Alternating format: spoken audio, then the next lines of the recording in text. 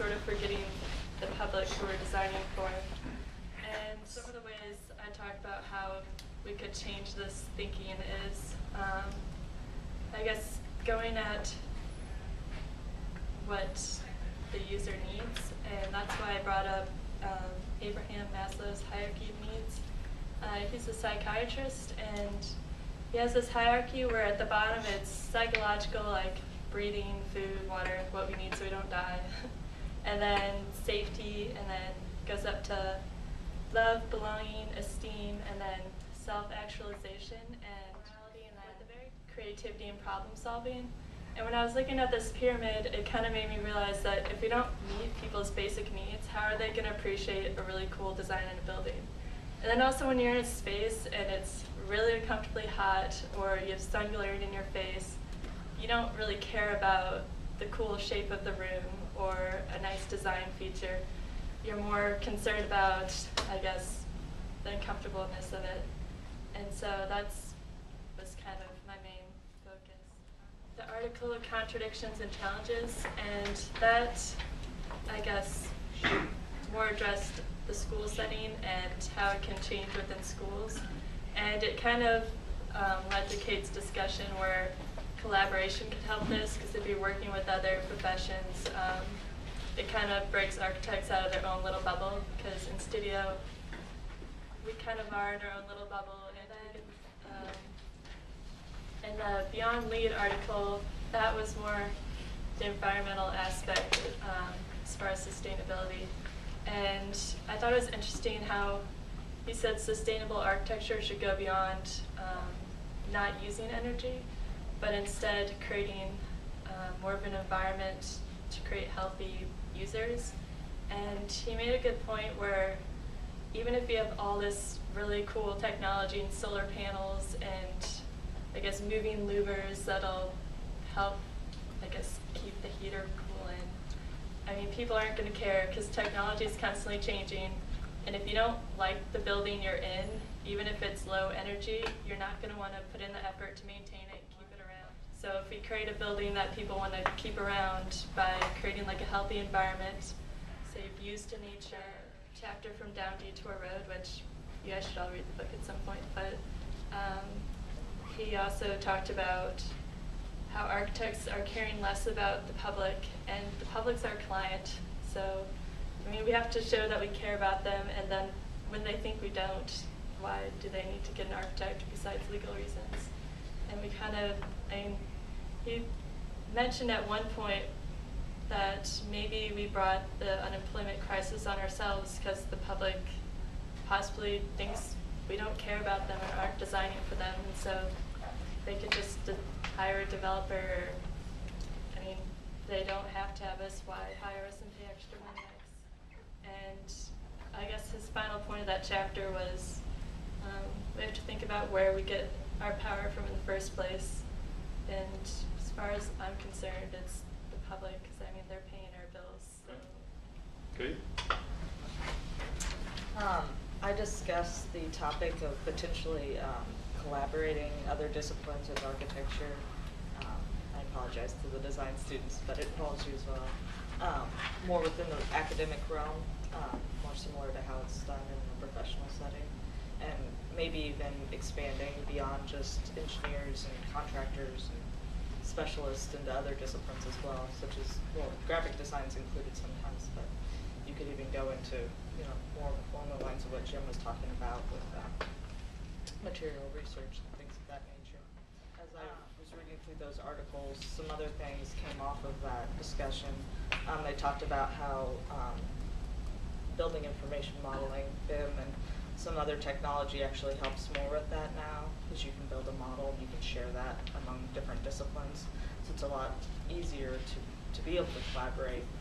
And one big topic they talked about is as design becomes more complex and there are more demands or potential enhancements, I guess, sustainability, globalization, you know, design is a different animal than it was 100 years ago. Collaboration may not just be an option, but it may be more mandatory to come up with these design solutions. Kind of stuck on globalization, but there was a fact you guys probably heard that 85% of the world's population will be in cities large metropolises by 2050.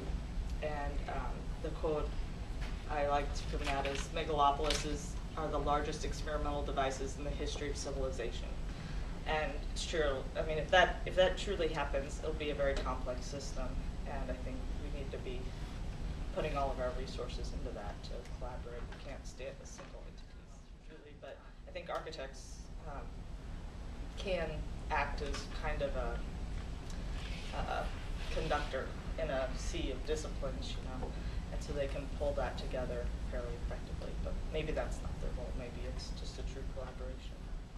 I just think within the scholastic setting, we're very isolated. We have architectural engineering, and sometimes I know like Pageant Studio this semester is fusing with other disciplines, but it's a big part of the profession, being able to communicate with all these different people. So I think it's an important thing. That being said, one of the articles mentioned that it's important to have a basis for design before you do that.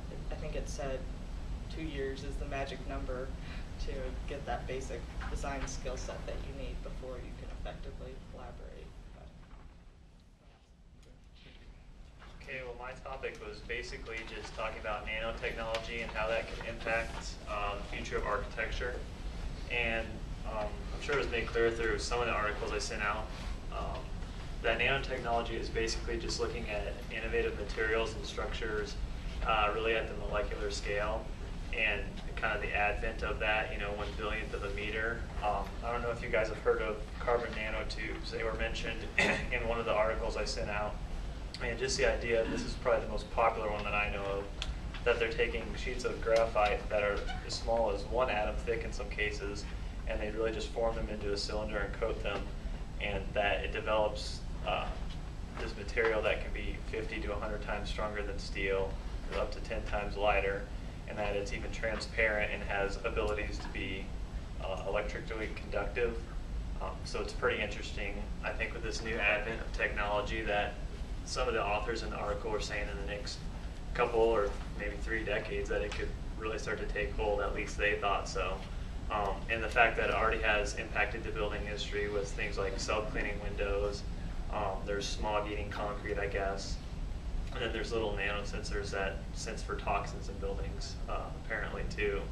And I was looking up a statistic that there was like $32 billion of sales in nanotechnology in 2009, but they're projecting over $1 trillion in sales for this technology in structural pieces for 2015, which is just a few years away.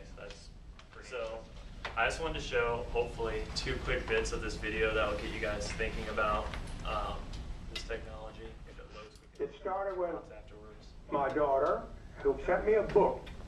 The subject was molecular nanotechnology, and it drew from Richard Feynman, who said, as a physicist, that it would be possible to select atoms to develop into assemblers which could replicate themselves by the millions, who will take elements of bulk material and build. The cost would be practically nothing because the elements for this materials were taken from water, from air, and from earth. Dirt-free, and no use of labor whatsoever, no factories. Imagine how cheap it would be. We're dealing with materials 50 times the strength of steel, of pure carbon.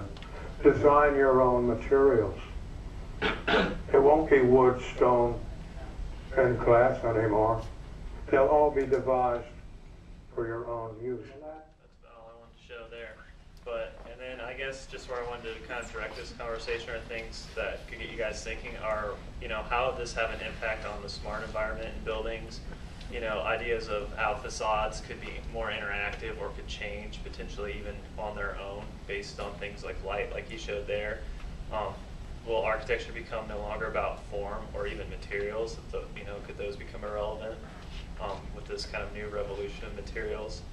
And the impact it has on us as professionals or designers you know, like with a simpler technology that he was talking about, would that make us become irrelevant in the end if buildings could just build and